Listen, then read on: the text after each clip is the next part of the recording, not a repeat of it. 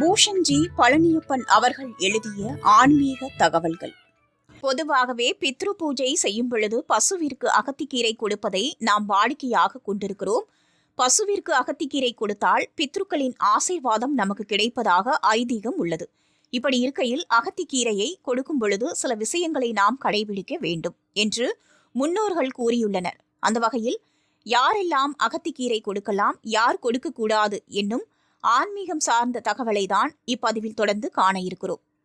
பசுவிற்கு அகத்திக்கீரை கொடுக்கும் பொழுது பித்ருக்களுடைய மனம் முழுமையாக மகிழ்வடைந்து நமக்கு ஆசீர்வாதத்தை கொடுக்கின்றனர். ஒரு மனிதன் இறந்த பின்பு மேலோகத்தில் முதல் உணவாக அகத்திக்கீரை சமைத்து கொடுப்பார்களாம்.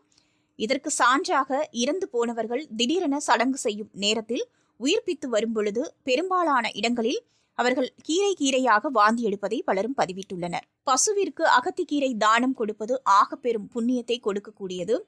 தாய் அல்லது தகப்பன் இல்லாதவர்கள்தான் பசுவிற்கு அகத்திக்கீரையை கொடுக்க வேண்டும்.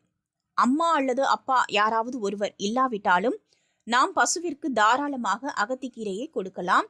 ஆனால் இருவரும் இருக்கும் பொழுது அகத்திக்கீரையை பசுவிற்கு தானம் செய்வது நல்லதல்ல.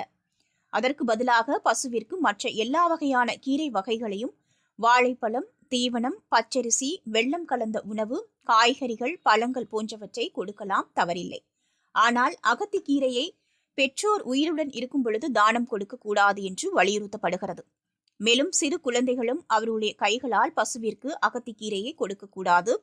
அகத்திக்கீரை கொடுப்பவர்கள் அமாவாசை தினங்கள், பித்ருக்களுக்கு திதி கொடுக்கும் தினங்கள் மற்றும் தர்ப்பணம் கொடுக்கும் சமயங்களிலும் மற்ற பித்ரு வழிபாடுகளிலும் தவறாது கொடுத்தல் வேண்டும். ஒவ்வொரு முறை பித்ரு வழிபாடு செய்யும் பொழுது அகத்திக்கீரையை பசுவிற்கு தானம் கொடுத்து வந்தால் குடும்பம் மென்மேலும் செழித்து நல்ல நிலைக்கு வருவார்கள் என்பது நம்பிக்கை.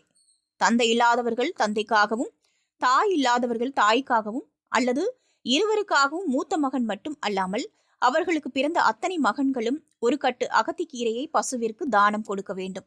பெண் பிள்ளைகள் அகத்திக்கீரையை தானம் கொடுக்க வேண்டிய அவசியம் இல்லை.